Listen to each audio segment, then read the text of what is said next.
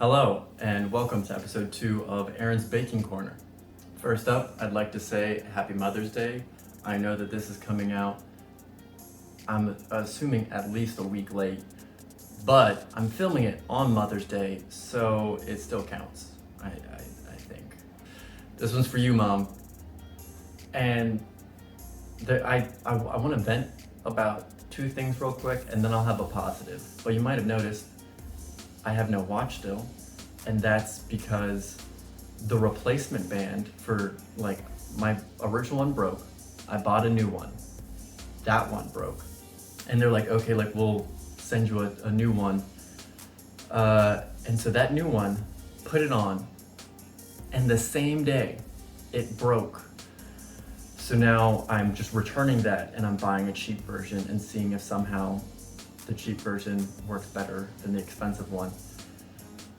Fingers crossed on that. And then the other issue that I have is gluten-free flour. This lovely brand is what I usually buy, and it's kind of expensive. It's averages around $10 per 3-pound bag that I get, which I'm not, I don't complain about that. I'm used to it at this point. It's fine. But compared to what normal people would buy, a 5-pound bag is $1.99, which I'm just baffled by that price. And insult to injury, Costco had a 25-pound bag for $7.59. Can we get a petition to put gluten-free flour in Costco? Can I sign that someplace? Is that a thing, please? Because I would like to buy my flour in bulk and save on it. But all of this is leading to the recipe that I made today, called for fancy butter, which I'm fine with buying that because I buy that sometimes for making other recipes, so I'm fine with that. And it's not too crazy because you're like, it's fancy, but I'm not breaking the bank. However, it also called for a new kind of fancy flour, and this bad boy costs $16.99 for 3 pounds. That's the Rolls Royce of flours. If you have the price range of a normal car being that $199. So this, all I'm saying, all that for this pie, better be the best pie I've ever had. Let's get rid of all that negativity. And my positive for the week is I made sushi for the first time. I've never made sushi before, and I've always viewed it as being an unobtainable kind of thing. You have to go to a sushi restaurant to have sushi. Not anymore, because I can make it myself right here. And I mean, overall, even the negatives that I had this week aren't that negative, because it's just I now have a new ingredient that I can use for cooking, and it makes some bold claims. For it being expensive, it does claim that you can just sub this flour for any other normal flour and it will work. And the watch band, I mean, it's inconvenient that I don't have it on me for just checking the time and tracking all my, whatnot. But they're sending me a replacement, so it's not the end of the world. So overall, pretty great week. Hopefully yours has been good as well. And why don't we get into cooking? All right, let's run through those ingredients. First up is going to be the pie crust ingredients. Expensive flour, expensive butter, sea salt, apple cider vinegar, sugar, and some water. Now time for the pie filling. Strawberries, rhubarb, sugar, brown sugar, butter, vanilla, orange juice, cornstarch, salt, an egg, milk, and coarse sugar. Game plan. So this is technically 2 different recipes of making the dough and then making the filling, but they kind of mesh together a bit because you have to make the dough, and then it's going to need to refrigerate for a little bit, and then you'll make the filling, and then you have more things to do with the dough to then put the filling inside of. So it's 2 different recipes that are going to kind of be interwoven a little bit here. First up with the pie recipe is you want to cut up the butter and then put that back in the refrigerator, because the key to this is just keeping stuff cold, because the hotter it gets, it just starts melting. So you want to keep that butter really cold, And then while that's back in the refrigerator, you want to mix together the dry ingredients, which is the flour, salt, sugar. I think it's just those three. And then after that, you want to add in the butter, and then you want to add in the apple cider vinegar. Then it's to kind of continuously have it mixing, and then you slowly add in water little bit by little bit. And then after that, then you want to kind of turn that all out onto a surface that you kind of floured up a little bit, and just make that into like a ball. And then you want to divide it in half, and then you have those two halves that you want to turn into like disc shapes, and then saran wrap that, throw them in the refrigerator. So now kind of part one of the dough is done. And then now it's make the filling, which to make the filling, you just dump everything into a bowl and stir it. There is technically sub steps of like cut the rhubarb, cut the strawberries, and then dump everything into a bowl and stir it. But overall, dump everything into a bowl and stir it. And then you want to leave that to the side. So then take out the one of the kind of dough discs. You want to roll that out and then fill the bottom of the pie dish. And then so after the kind of pie dish is filled, you want to put the filling in, get that second disc out, roll it out. And then for me, I'm gonna do, I think it's called like lattice. So it's kind of that checkerboard, like strips of dough on the top. So you'll have to roll it out and then cut it into those strips. I'm just gonna use like a pizza cutter, and then put them on top. Then don't forget the butter. So you need to put butter on top of the filling, and then you put the kind of pie topper on top of that, and then throw it in the oven for 25 minutes. And then you're gonna take it out, lower the temperature down to 350, put some kind of shield on the crust, and then put it back in for 25 to 30 minutes, and then take it out and let it cool for 3 hours.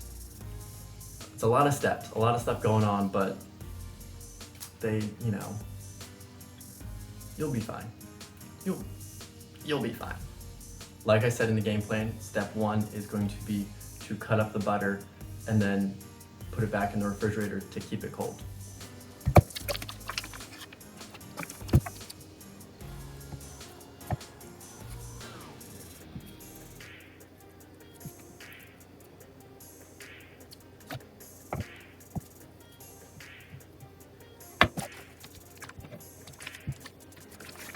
The next step is to mix all of the dry ingredients. So just dump them into the food processor, hit the pulse button a few times, maybe shake it up a little bit, and just make sure that they're mixed.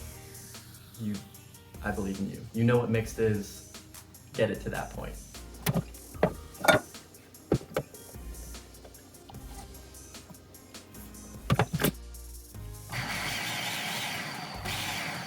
Now that the dry ingredients are all mixed up, the next step is to take that butter that you cut into cubes in step one and add them back into the food processor. Hit the pulse button, like, you know, for a second at a time, and check.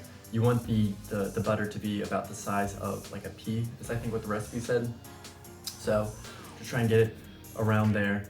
And I think it warns, like, don't over process it. Like, you don't want to completely disintegrate the butter in there.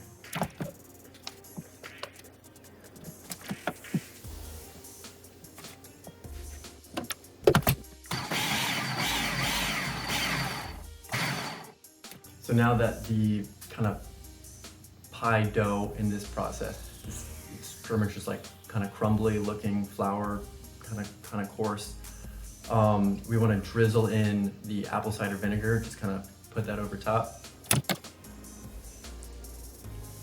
All right, so now that the apple cider vinegar is in there, the next step is going to be to add the water in, but we want to have it kind of continuously on and just slowly add the water.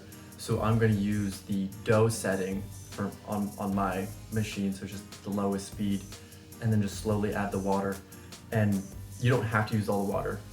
Kind of make sure that you're just slowly adding until it kind of becomes a dough. So don't feel like you need to dump it all in there. If it incorporates before you used all of it, you're fine. Don't worry about it.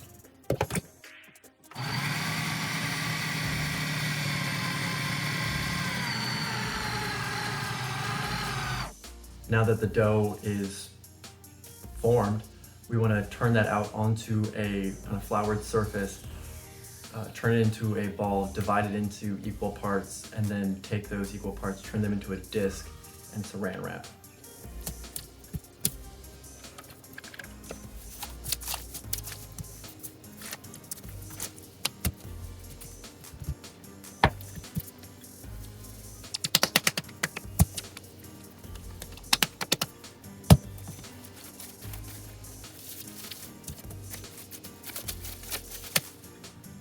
We then want to take those discs of dough and put them in the refrigerator for 30 minutes, and then we can start into the filling, which step one is going to be to cut up the rhubarb that we have.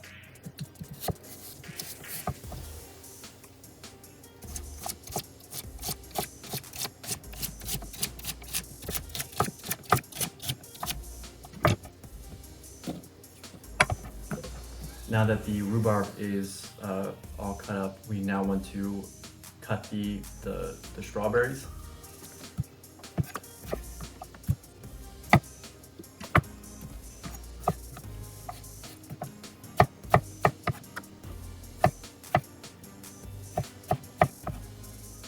Okay, so now the filling is pretty much ready to become the filling. So in a bowl, just kind of put all of the ingredients in there, stir it up, set it to the side.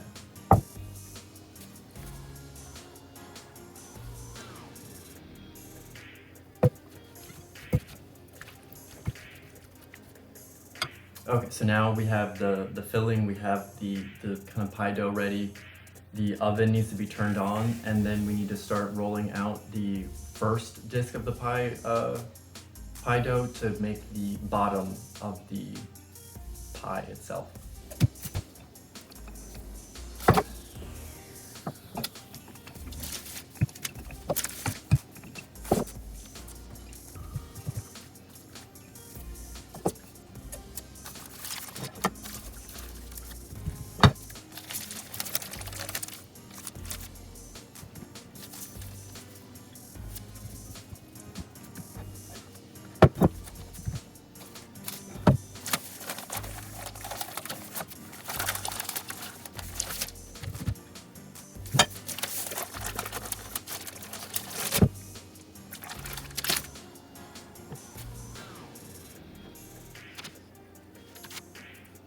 The next step would be to put the filling in to the pie crust that we have.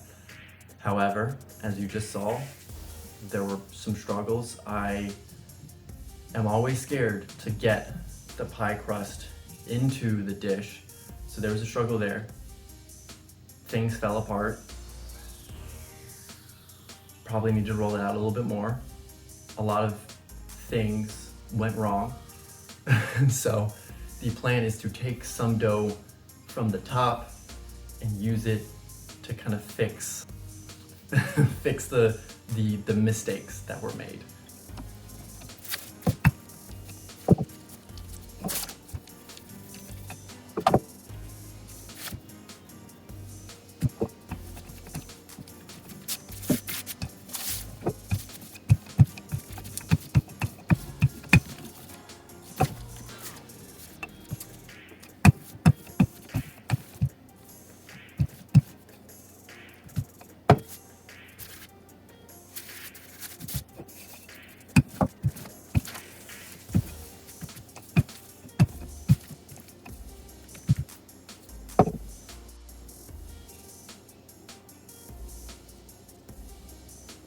So now that the kind of top is rolled out in a sense, and some parts were almost like Frankenstein's monster, I took parts here and there to make a hole someplace else.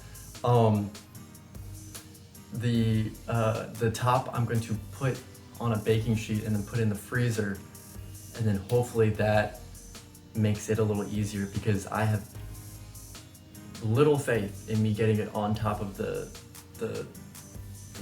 pie, especially cutting into strips. Like, that's just gonna fall apart. So hopefully the freezer will essentially freeze it and it'll be stiff, and then I can just kind of set them on top after cutting them.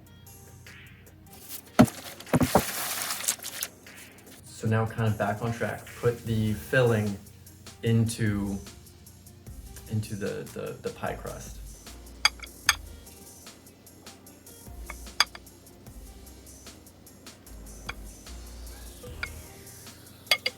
So the next step should be just put the top, or put the crust on top in like the strips to make like the lattice.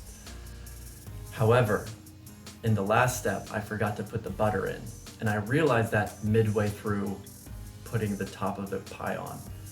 And so then I backtrack, take them all off, and then have to cut the butter. And it's gonna be just, I'm not gonna tell you too much, but get some popcorn. It's gonna be a bumpy ride.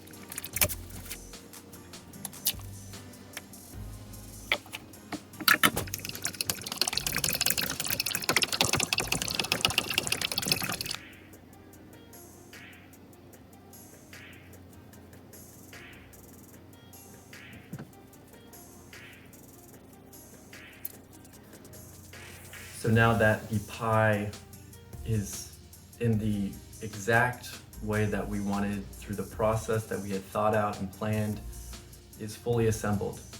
There were no issues whatsoever. None at all. All of that was planned. It's in the recipe. You just read the recipe. It says to forget the butter and then panic, take off, and then put the butter in. That's all. It's I don't know why it's written in there like that, but I'm just following the instructions. Now the next step is to put the pie into the oven, which is already heated to 400 for 20 minutes.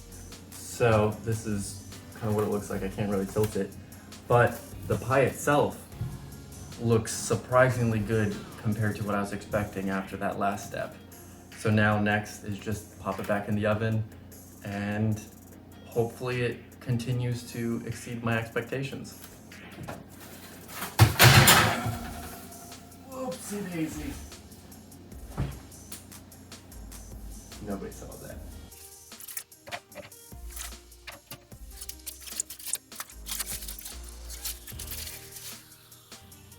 But it's a beauty. Now I just need to find a windowsill someplace to set it on for it to cool for 3 hours. In terms of a score for the pie, because, you know, Aaron's Baking Corner, it's all new recipes, I have not had it, so I can't really score it. So I'll just kind of give you the criteria of what I went through, and then I'll, in post, kind of give you the overall score with the taste factored in. So this recipe, I wasn't bad, except for the obvious issue with handling dough, but all the rest was pretty straightforward. Like, using the food processor made the dough pretty quickly. I mean, the dough, for what it was, held together a lot better than most gluten-free doughs that I've handled in the past, so that kind of gives it a little bit of a leg up there.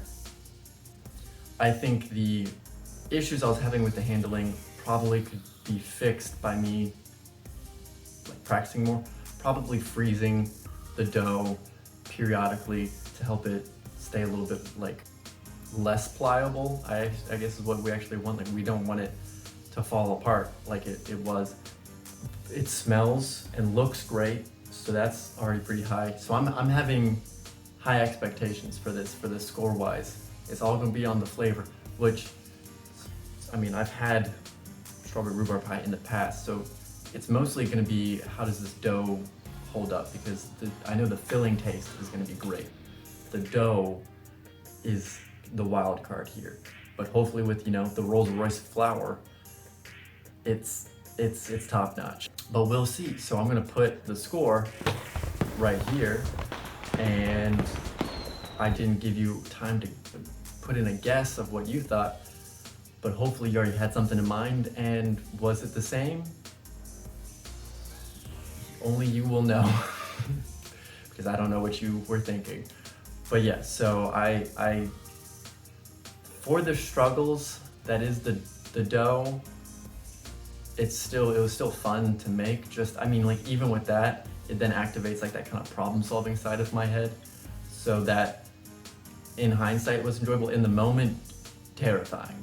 But now I'm like, well, especially now that it turned out fine, I'm like, it was a learning experience. Good old 2020 hindsight.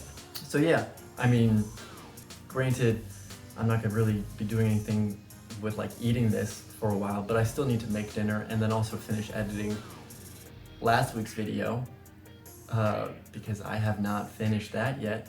So I still got a busy night ahead of me. And on that note, bye mom, still not dead. See ya.